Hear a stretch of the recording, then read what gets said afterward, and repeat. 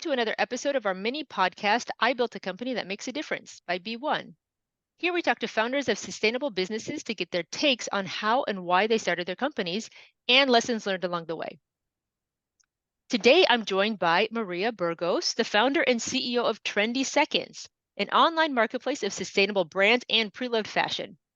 In this conversation today, we're going to dive straight into Maria's journey to building Trendy Seconds, as well as how to participate in the circular economy and how to incorporate fashion sustainability into everyday life. So there's a little bit of something for entrepreneurs in the audience and for consumers in the audience and for entrepreneur consumers in the audience. So Maria, welcome to the podcast. Thank you so much for taking the time to talk to us today about sustainable fashion. Hi, thank you so much for having me. Great, let's jump in. So Maria, can you tell us a little bit about yourself and your background just as an individual outside of Trendy Seconds? Just who is Maria? Oh, wow. So there's a long story there. So I am originally from Venezuela. I lived there my whole life, pretty much until I got married and had to move. My professional background actually is in the healthcare industry. So I've always liked helping others. And my first choice, when I was about 17, was going through the healthcare path.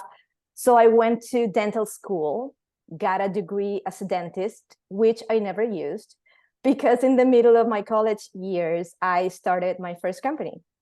And that was kind of like the aha moment for me that made me realize that there was something else that I wasn't tapping into right now in my classroom that I was really passionate about. And that was something related to business that I couldn't really understand at the moment. But long story short, when I got my degree and I decided to pivot and kind of like jump into the unknown of this quest that I was kind of like felt calling into, I decided to, take a leap of faith, and I went into a job searching outside of my degree. I remember at the moment I had a job offer to become a professor at the university. And I rejected it very politely because I knew that it wasn't going to be aligned with, ethically what I wanted to pursue. And I ended up having my first job in a financial institution. So I applied a lot of my skills that I gained with patience, with customers, and, relationship building. And then after that, I got an MBA degree overseas. I went to Spain for a year, kind of like to explore a little bit more about the business world, what I called the business world, but because I couldn't, pinpoint what was it. And coming back from that MBA, my career was focused in big corporate, in sales and marketing. And during that last corporate job, I started a second company that didn't work out either. The first one, by the way, didn't work out either. But for some reason, I kept trying and trying. So after a lot of years, I understood that I always had an entrepreneurial spirit. The thing is that I didn't have tools or an ecosystem surrounding me that guided me to this or to help me understand that this was the thing that was kind of like calling me. So I, moved out of Venezuela when I got married, and I had to pause my career for a while. And 5 years ago, we moved to Houston, Texas, which is where I currently live. And yes, in 2020, everything started, and we kind of like, we can deep dive into that afterwards. I don't want to take like too long explaining like the background on its own. Wow, yeah, we definitely will dive into that. 2020, what an auspicious year to start a business with everything raging around the world. So, okay, you studied to become a dentist. How would you now describe yourself back then? Because that's a big leap. You studied to become a dentist. I'm guessing that wasn't like a super simple degree, so it must have been pretty intense. And then you pivoted in the middle of studying to start a business, and it kind of you went on in another path from there. How would you describe yourself, Maria, in dental school, not knowing what she wanted to do, but knew so there was something drawing her to business? How would you describe yourself now? I mean, it's the same core. I'm super curious. And the reason why I Curiosity. started, yes, the reason I started a business it was not out of the blue. The reason was because when I was in high school, I had like this side gig job that I did with my brother, who's a graphic designer. And he used to design a magazine that I loved. And I eventually, I was kind of like obsessed with grammar, and I started looking that it had some like spelling mistakes. So I started correcting it. And then the owner hired me, being in high school, to become an assistant editor. So I did that for about 3 years, and I loved it. I didn't realize at the moment that I fell in love with the process of creating something out of nothing, because I Right. got to witness how my brother would turn some discs in that era into a finalized project and product that people would read, on the streets and restaurants and cafes. So that to me was fascinating. And to be involved in that was very, very interesting to me, but I couldn't realize it. I took it as a hobby. So eventually that magazine went out of business. And like a year later, I came to my brother and said, hey, I missed this. How let's do our own magazine, let's create our own concept. So we did it, and it kind of like got really good traction, and it was supposed to be a film magazine. One of our partners was the biggest movie theater chain in the country at the moment. It was amazing, and we really didn't know what we were doing. Right. We have so much passion, and that these kids with this project, amazing. We couldn't really launch, but during that time, I learned so much, driven by curiosity, that I believe that was the experience that gave me confidence to say, I can explore it, because I was the one handling the business side of things, even though I had no idea about businesses. But because both of my parents were professors from the university, they would say, no problem, here's the book, just read it, right? And the ability to learn and execute in new paths and new industries kind of like made me believe, like, oh, I'm super curious. If I want to learn, I will learn it, and I can do it. So that's my current mindset. So that's something that I that's kind of like the core of who I am. Even to today. Yes. Yeah. Today I'm in an industry that I had no experience. I went into tech with no experience. Of course, it's a big leap, and it takes a ton of ability and courage to be able to make Yeah. mistakes Yeah. and learn and keep going. Yeah. But yes, and this is something that I've realized recently, when you look back and kind of like reflect, but something that you don't realize when you're doing it. I love that you describe yourself as a teenager who was obsessed with grammar. I was I was. That's hilarious. Well, fantastic. Is that bust open your first entrepreneurial opportunity then? That's really funny. I've never heard anybody else describe it that way.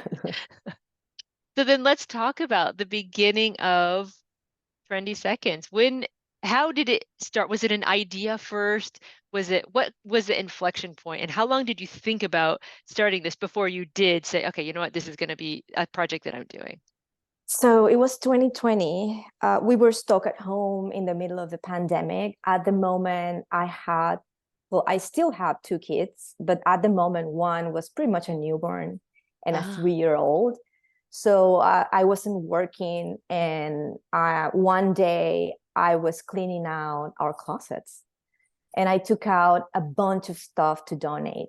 at the moment, I had been living here for a couple of years only. So I really didn't donate clothes, like such amount of clothes. So I started Googling where to donate the clothes, because for some reason to me, it didn't feel good to throw it in some can in a street. So I said, Like the big okay, donation, like the big donation the big bins, donation drop. right? Yeah, Mhm. okay. You know, sometimes you drive by those and they are open, they are soaking wet. So you kind of like question, like, where is this clothes going to? In any case, I started to research, again, curiosity, where to take them. And within that research, I started to learn, or maybe the word is really paying attention to what I was reading about the environmental impact of the fashion industry. Mm. And I never thought that I could be creating such harm with my closet, unintendedly, of course. So I donated the clothes to a local church, like a very small organization.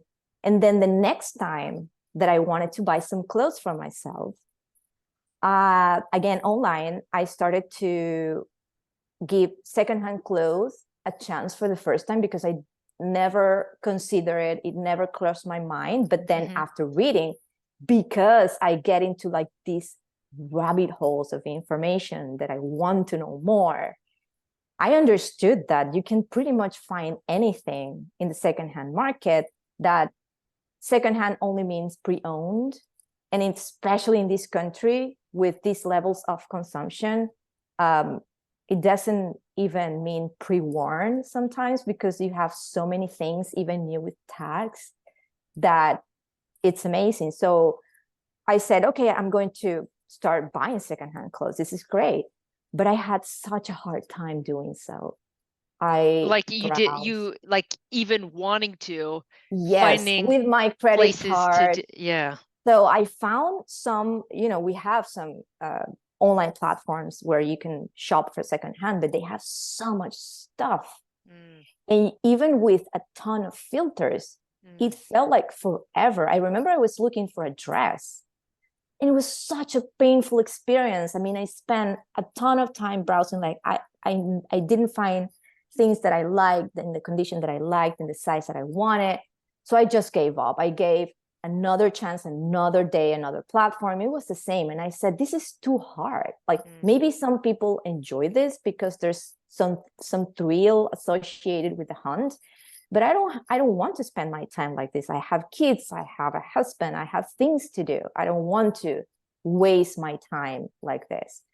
So the idea started there, and I said, why isn't there like a website that curates and aggregates from multiple sites? And again, I said, okay, if I would like to do this, where do I start? And I knew no one at that point in Houston other than a few family members.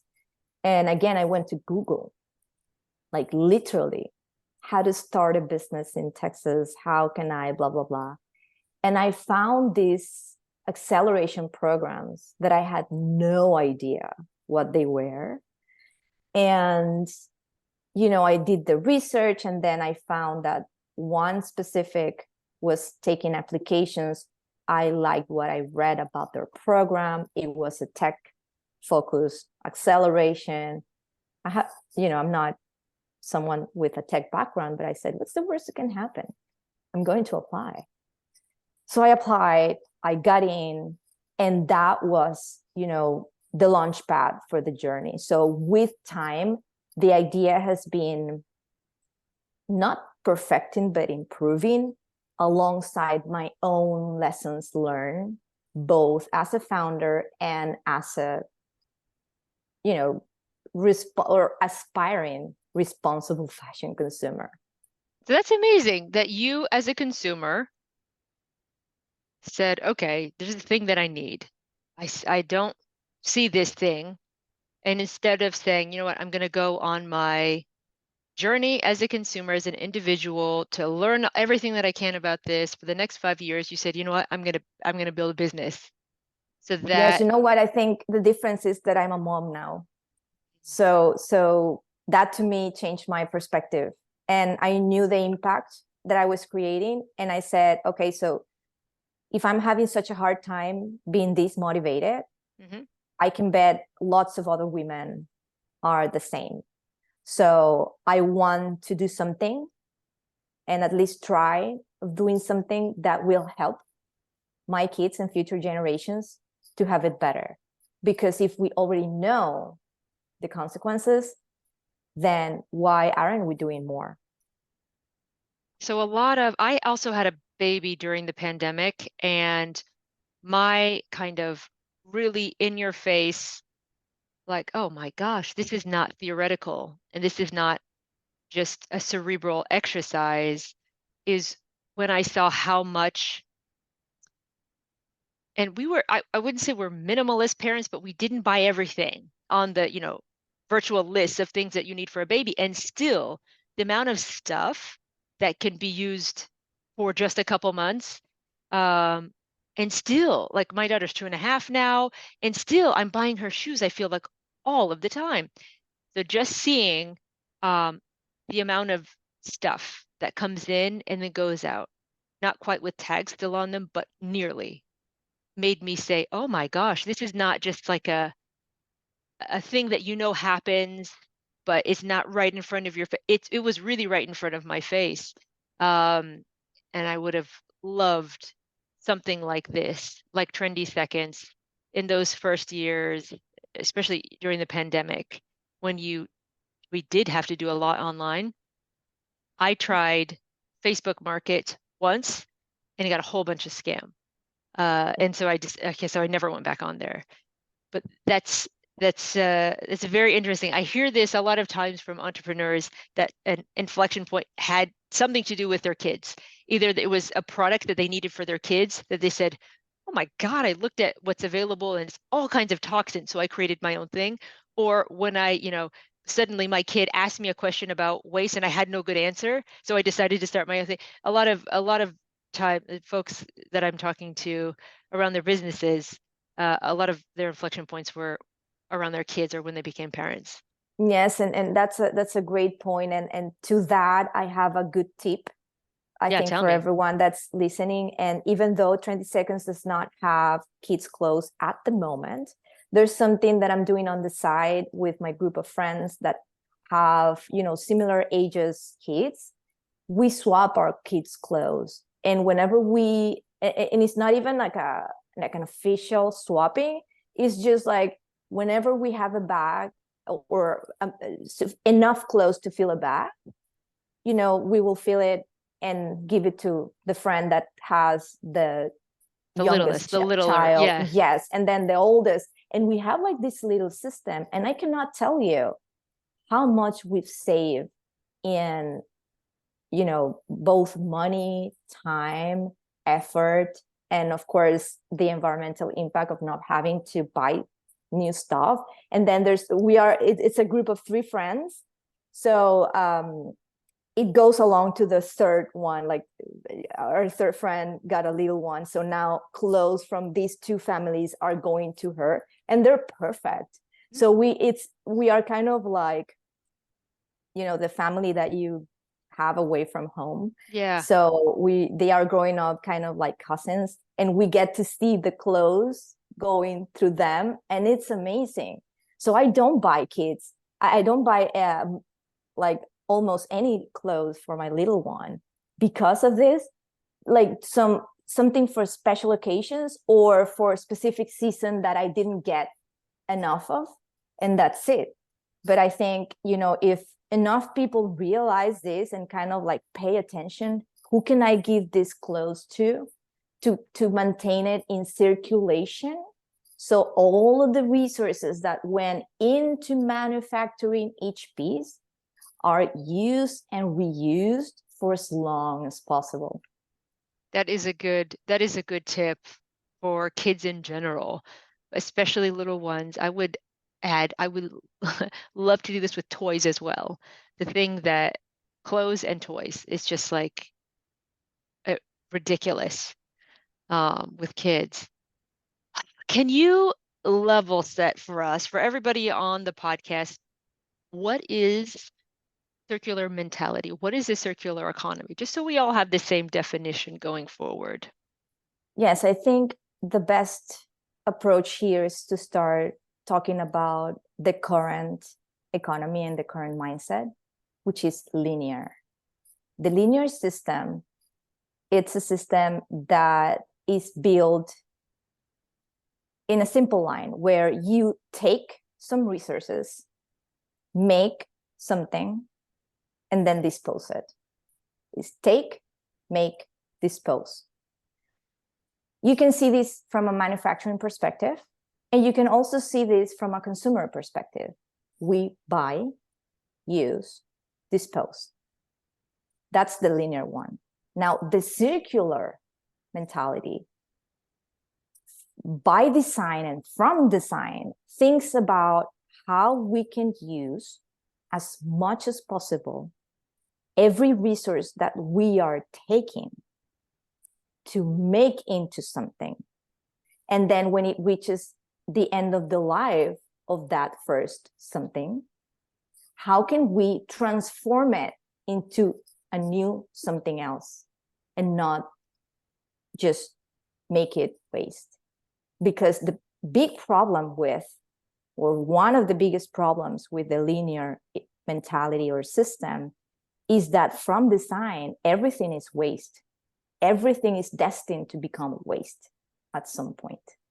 So we are wasting resources, energy, time, you name it, by design. Now, the circular design takes this into account and ideally selects materials that can be reused.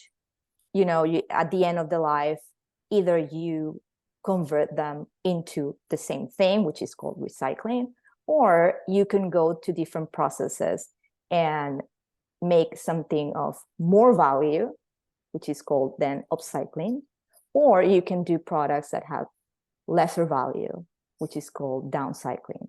So the whole thing about the circular economy and the circular mentality is to keep resources in circulation for as long as possible. It's being really efficient with everything that we use.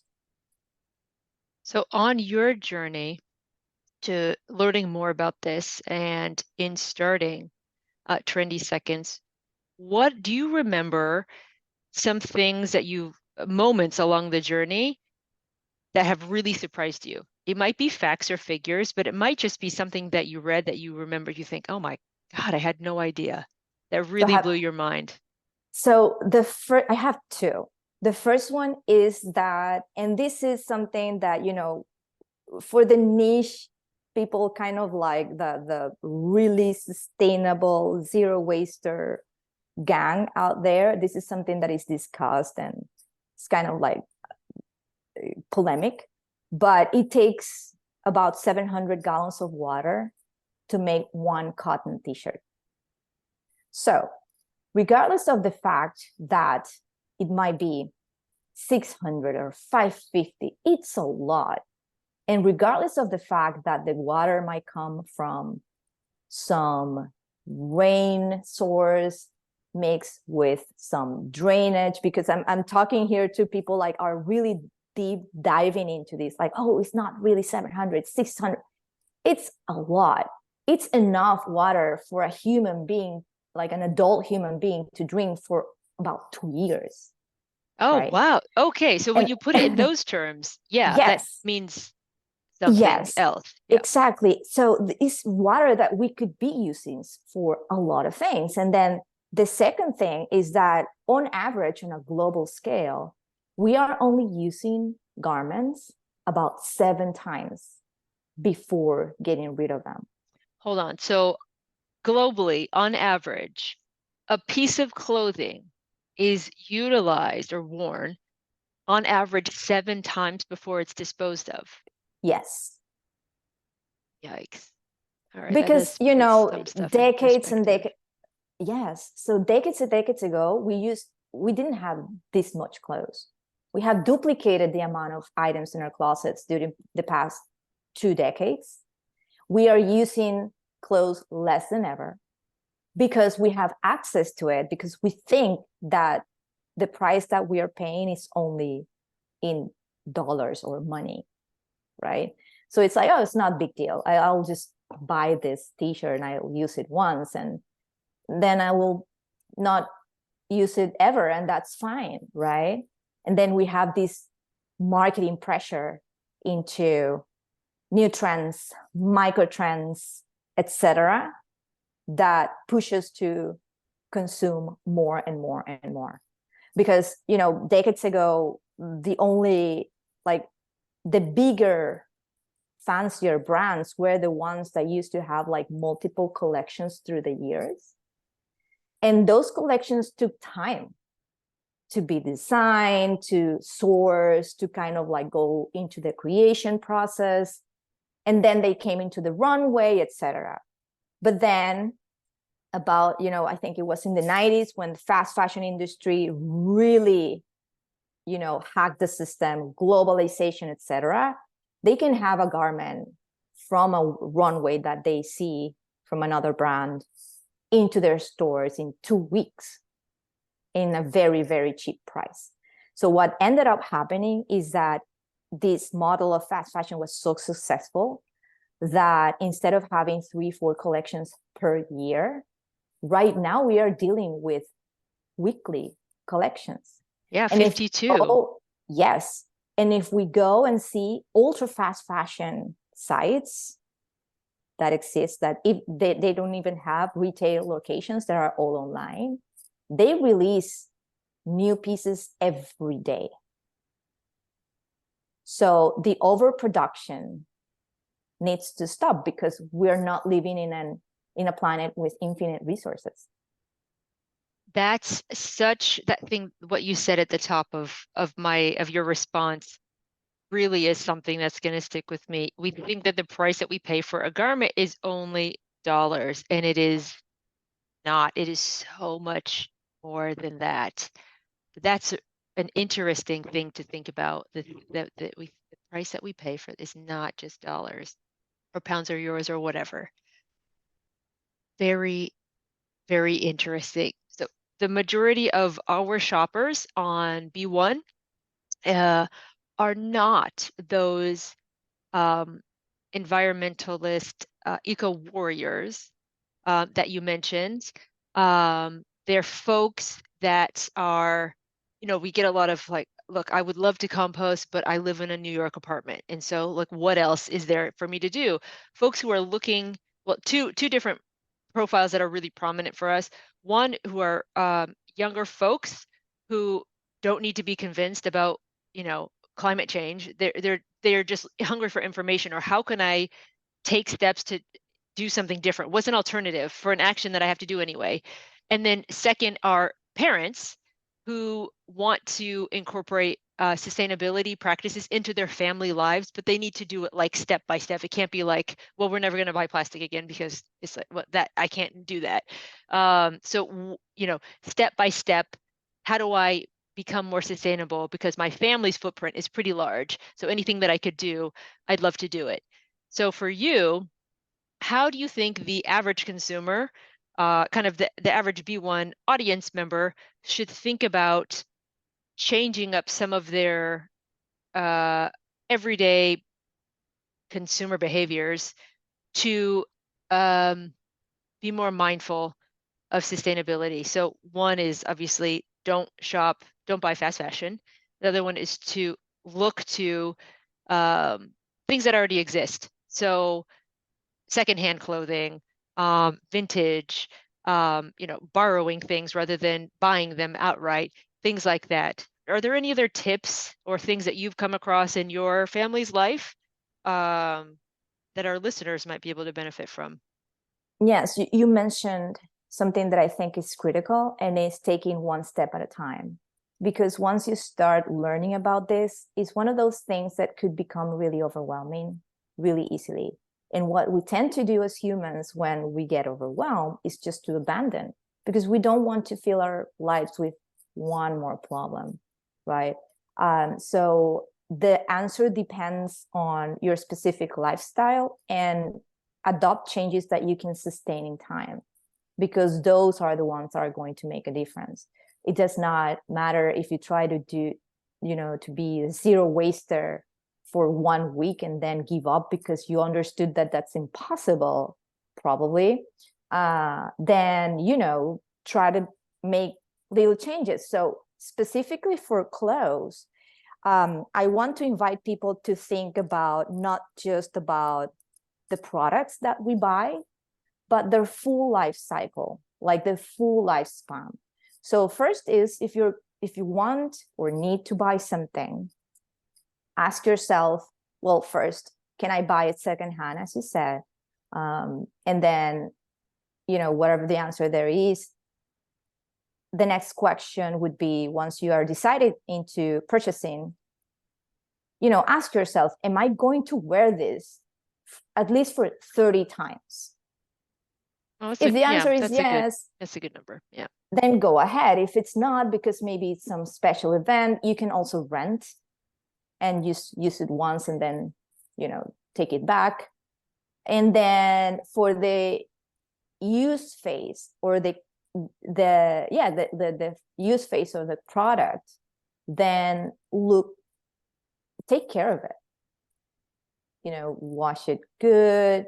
You can save a ton of energy also, and money if you decide not to use hot water, because it's really not necessary. That's an easy one.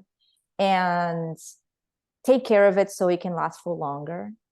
And then once that garment reaches the end of life in your closet for whatever reason, please don't throw it in the trash. Look for alternatives. What can you do? And that will depend on your time and your disposition as well. If you want to resell it yourself, you can do it. Of course, we're talking about garments that are in good condition. We are seeing more and more take back programs from different brands, where some of them even accept any type of textile in bad condition, including underwears, for example. So I would encourage them to look for options that are feasible to their specific lifestyle, to try to keep that clothes out of landfill. Because at this moment, we are creating the equivalent of one garbage truck full of textile waste every second globally. Yikes. Okay, that's another, it's tough to, for me at least, when I hear absolute numbers, that's tough for me to say, okay, what does that represent in my life? But you've given us a lot of good examples of what that translates to in real life. One garbage truck full of textile waste every second. Okay, that paints a real stark picture.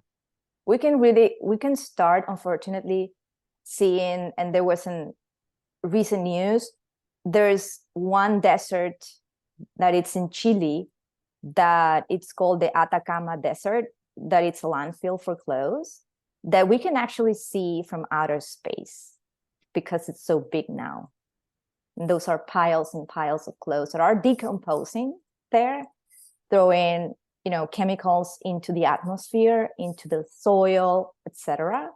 And it's such a shame, it's unfortunate, because you think about all of the effort that went into producing those clothes, the materials, time, people, and then they're just waste. And some of them even are new with tags, because the overproduction is so crazy. And that's one of the biggest flaw of the business model of the fashion industry, is that it's linear. And the only way that they have found to grow year over year is by growing in volume. So every year they need to produce more and more. So we already duplicated the average size of our closets in terms of number of garments. So how much is enough? So that's why the circular economy represents also new opportunities for these businesses to unlock new sources of revenue that come from the reusing, reselling, repairing what you already produced. And in order for that to be feasible, the quality of the product needs to be higher and not cheap, so they can last for longer, and it's worth to be repaired, and it's worth to be resell. So the fact that you could resell and monetize one garment multiple times, that's a huge opportunity for retailers and brands to tackle into. I'm a little bit speechless, which doesn't happen that often. I'm a really gregarious, so yeah, wow, I'm just reflecting on some of the stuff that you just said, especially this closed landfill that is visible from space, which I did hear about, I did read about, and I did read about the pollution seeping from the waste, either from burning into the atmosphere, into water sources as well. That was really terrible. You know, Let's go on. I wanted to add something that I just remembered with your younger audience. And this is also something that applies to everyone, to be honest. And in lieu of being or keep our garments in circulation for as long as possible, something that people can do is organize swap parties with their friends that have like similar size. I started to organize these in Houston. We have done 3 with other local companies, and they have been amazing. And people are really open to this, even here in the US, where the mentality is really different from Europe. They are really open to embrace a new way of consumption, normalize that a garment can have multiple owners through its lifetime. And then swapping is something that is really fun, something that it's free if you do it at home with your friends, and you can keep your closet refreshed, and it gives you like that dopamine effect that shopping gives you, right? But it's with things that already exist, that they are, they had a previous owner, and you're really extending their life at someone else's closet. So, people that everyone that's listening, if you're in universities, you have your companies, throw this idea out there and see what happens. I just wrote that down in my little notebook because that gave me an idea for a B1 event as well. So stay tuned, B1. That just gave me an idea. That's a good idea. I realize that we're like 40 minutes into this podcast, and I haven't asked about Trendy Seconds. Can you talk to us about, I'm so interested because it's a marketplace, notoriously difficult to get off the ground. You did this with 2 young kids during COVID. Like, there's so many things that I want to ask you about this, but can you summarize for us, or maybe not even summarize, just talk us through the journey of the first year? Like, how was it to get it off the ground? You went to an accelerator. That was the start of it. How did you find, technical partners, getting brands, and how did that first year go, especially in COVID, and what did it look like? It was crazy.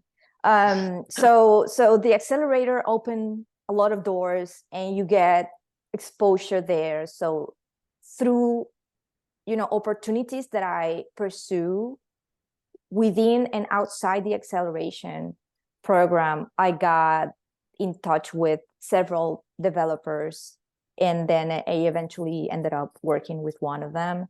For the merchants, it was just figuring things out, understanding how affiliate marketing work. I started with affiliate marketing, just pitching and preparing a presentation and kind of like conveying the concept in words. And surprisingly, I got a lot of traction from there. So merchants are really open into new concepts that align with their brands and what they are building. Something that happened for that first launch that I will warn every entrepreneur and aspiring entrepreneur is that I built something that technologically was advanced, whatever, super expensive, that didn't work out. Okay. So it didn't have so many lessons there, but I would say, guys, build the simplest version that you can to test, because it's going to change for sure. And this is something that a lot of mentors repeat constantly: fall in love with the problem and not with the solution. So luckily, I am in love with the problem. So when the time came where I had to make a decision to let go this pretty expensive, at least expensive to me, website that was not working for me, I decided, on the side, I was learning how to build something on my own, even though I'm not a coder, I'm not a technical person, whatever. I was researching, okay, how can I do this simpler, like cheaper, but that works.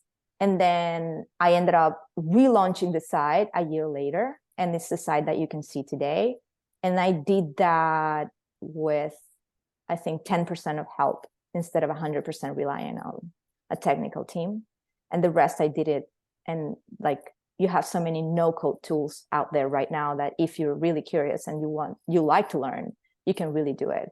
So that first year was really, really of absorbing, understanding so many things from so many different angles, not just the tech, but the industry, the fashion industry, the sustainability concept. What is it? How can I help people? Because something that I see and I believe is that we need as many solutions as possible to transition towards a more sustainable future. It's not just a single bullet, a silver bullet that is going to solve everything.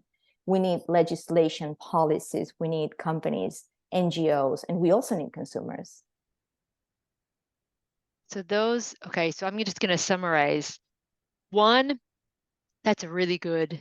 I've been a part of a couple entrepreneurial journeys and ventures, and getting a simple MVP out the gate as quickly, simply, and cheaply as possible to test and validate your idea is super important. Super important. And then I love that second one. I have not heard that, or at least said this way: fall in love with the problem, not the solution, which makes all of the steps to getting to a point where you can solve the problem, or even what the solution may look like. That might pivot wildly in your first year, in your first couple years. That might pivot, tremendously. So being in love with solving the problem makes all of those other decisions much easier. If you fall in love with your particular website and then you have to do something about it, that makes that very, very painful. And you still have to get, you're on your way to solving a particular challenge. So that's a really good piece of advice. Fall in love with the problem, because the solution could take various multitude of different shapes. Yes. And another thing that I would find particularly like key for entrepreneurship is the resilience and the emotional management of your own journey. And that looks very different for everybody. For my particular case, this venture came in a specific point in life where I was going through a very internal and deep, interesting journey. So that helped a lot, because it puts into perspective a ton of things. So something that every entrepreneur, I believe, I don't think that everyone should, but something that would help a lot is that reframing the concept of failure for learning. And that gives you a different perspective that is less negative and allows you to, get up and keep going in an easier or less hard way than if you just sit there and, be really upset because it failed. And everything that you're doing in entrepreneurship is a test. You're testing hypotheses. And of course, most of them will not be correct. But if you don't try, then you won't know. So what on a day-to-day entrepreneurship is so testing in a way that it's very hard to explain to someone unless they've been on that journey as well. it's hard for entrepreneurs to explain this to their spouses, even though, they're, technically on that journey with it. It's just a difficult thing. They're difficult stressors that you might not even think about unless you've done this journey before. For you, on a day-to-day basis, what do you do to keep yourself sane? I love meditation. Hmm. I discovered meditation in 2020, and that changed a lot of things for me. So I have a ton of things. Like, I love meditation, but I also have some like tips. For example, I'm someone that does not have a problem with focus. To me, the problem is to disconnect. So in my case, I'm a morning person. So to me, the harder parts or tasks I will do during the mornings. And then as the day progresses, then I'm kind of like doing these other tasks that are less intense. Of course, I have kids, so afternoons are completely different for me. And then when it comes nighttime, I switch. I kind of like, I have a switch and I turn it off. I try to intentionally not think of anything or read anything related to my business or my professional part. And I focus, for example, I have books that are non-related to anything like this. So maybe some biographies or something that takes my mind elsewhere and distracts it. So I sleep. I really take care of that. Like, I pay attention to, having a good sleep whenever my kids allow me to. So these are type of things that I do. And also, if you look at my routines within the week, I try to replicate this again as well. Like, from Monday to Friday, I will fill, whenever possible, my calendar with the most difficult tasks early in the week. Mm-hmm. And then I will wind down towards the weekend so I can get some rest and then start again. But this has been all product of paying attention to what I'm doing, how can I do it better in order to preserve my energy and be more efficient, and being able to, not just efficient, but being able to enjoy what I'm doing and my life as a whole. So I see as a something, I don't like the concept of balance, work-life balance, because at the end, balance involves an equal distribution of weights, and that's not the case. I pursue, or I'm looking to achieve harmony, kind of like when you're listening to an orchestra. Everyone has a different instrument, they have their turns, they sound different, but it all makes sense. So that's the concept that I'm trying to live by. Okay, so in the daytime and throughout your day and throughout your week, knowing when to put what kind of activity based on how you work, your time, your other commitments. So Monday morning must be a pretty intense time for you, as it's the beginning of the week and the beginning of the day. So really knowing when to put what. Yeah, that makes a lot of sense. A lot of our guests talk about meditation as well. And discovering meditation sometime around starting their entrepreneurial journey, because it can be completely overwhelming. And you're right, unlike maybe a larger corporate job where there are lots of people, there are some problems that you don't even realize exist because there's a team that's dedicated to solving that problem. Unlike that, if you're working in a micro business, your own business, a startup business, um, yeah, being able to perform optimally, or being able to be there, it is a big difference. If you're in a company of two people and one has to remove themselves for whatever reason, that's a big deal. That's a big loss. If you're on your own, that's huge. Even if you're, my particular company, there's 10 of us, and we definitely feel when one of us is out, that you feel it uh, a lot more. Yes. So we usually end these conversations with a little rapid fire, Okay. which doesn't end up being super rapid, but it's just a series of 6 questions that we ask everybody. So Let's for see how for I do. yeah, for Trendy Seconds and for yourself, what does the rest of 2023 look like? Oh, that's not a short answer. I would say interesting. Let's leave Okay. it at that. Mhm. Okay. Interesting things going on. And for the rest of the year, what do you see as being your biggest challenge? My biggest challenge. So I'm actually in the middle of a pivot right now. I'm Okay. finding a different angle to unlock more opportunities for my business. Okay. So I will try to accomplish that within this year. Okay. And what are you most excited about, if that is something different to what you just mentioned? It's the same. So really what I'm most excited about is witnessing kind of like the fruits of your efforts. And I'm not talking money here.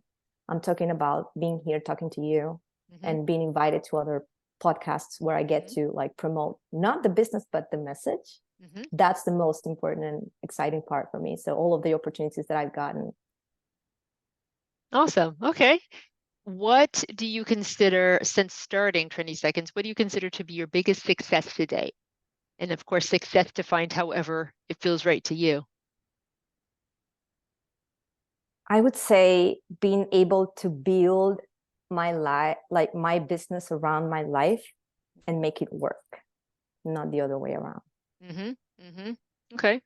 And the next two, you've already kind of addressed this. So I'm going to collapse it into one. What do you feel like is the biggest lesson that you've learned to date?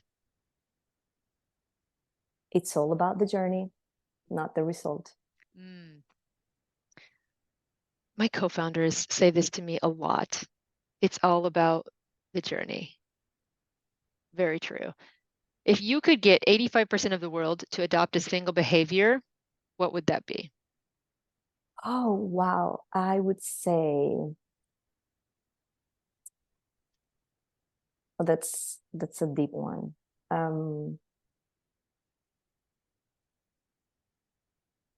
I would say not not judging aloud, but that's really hard. Um, like before replying to anything, understand that everyone looks at the world with their own specific glasses. So take 10 seconds, think about that, and then reply. Mm. Okay. So greater empathy. Something like that, yes. Mm. And then lastly, give us a plug. Where can we find you online? What's your URL? What are your social handles? Where can we find you? Well, you can find me, of course, you can go to trendyseconds.com. You can subscribe to our website there. And Instagram, which is our biggest channel right now, it's at trendy.seconds. Come on, join the conversation, say hi. Anyone that's listening that wants, to start or it's in a challenging time in their businesses, I'm willing to, let's reach out, say hi, and I see if I can help you. If you're looking for something or if you resonate with the messages that I'm giving here, I'd love to help you in your journey because that's part of it, like also helping others and collaborate. And if you want to reach out directly via email, send an email to hello@trendyseconds.com, and that's me. Fantastic. Well, that's a fantastically generous offer as well for our entrepreneurs out there. That's one thing that I absolutely love about the entrepreneurial journey is how open, helpful, and empathetic entrepreneurs are to one another. I love that. I love that a lot. So, Maria, a huge thank you for stopping by the podcast and talking about how we can all adopt a circular mindset and mentality amidst our kind of hyper consumerist daily realities. So thank you very much. Thank you. I really enjoyed the conversation. Awesome. And then for everybody else, thank you for listening, and we will see you on Beat One.